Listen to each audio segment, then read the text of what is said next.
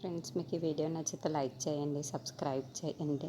దీప శ్రీమన్నారాయణ ఇంటి దగ్గర నుండి వచ్చి వాళ్ళ అన్న మాటలు తలుచుకుంటూ చాలా బాధపడుతూ ఉంటుంది.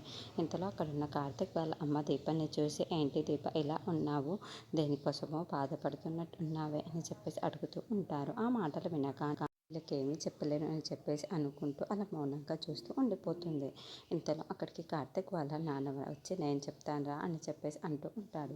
ఆ మాటలు వినగానే అక్కడున్న కార్తీక్ అమ్మ ఒకసారి చిన్నమ్మకి ఫోన్ చెయ్యి, ఈయనకి ఏం చెయ్యాలో తెలియక బుర్ర పోతున్నట్టు ఉంది, మైండ్ సరిగ్గా పని చేయటం లేదు అని చెప్పేసి అంటూ ఉంటాడు.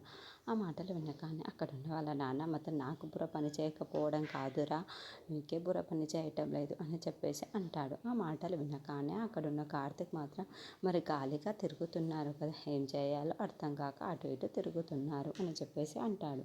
ఇంతలో అక్కడున్న కార్తీక్ వాళ్ళ నాన్న మాత్రం, మీకు ఒక ముఖ్యమైన విషయమే చెప్పడానికి ఇక్కడికి వచ్చాను అని చెప్పేసి దీప వైపు కళ్ళ చూస్తూ ఉంటాడు.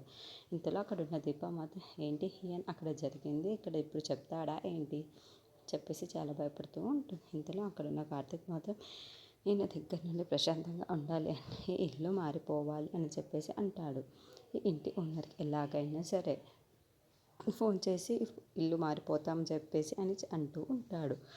ఆ మాటలు వినగానే అక్కడున్న కార్తీక్ వాళ్ళ నాన్న దీప వైపు చూసి, మీరు మార్చాల్సింది ఇల్లు కాదురా, వెళ్ళాలని అని చెప్పేసి అంటాడు.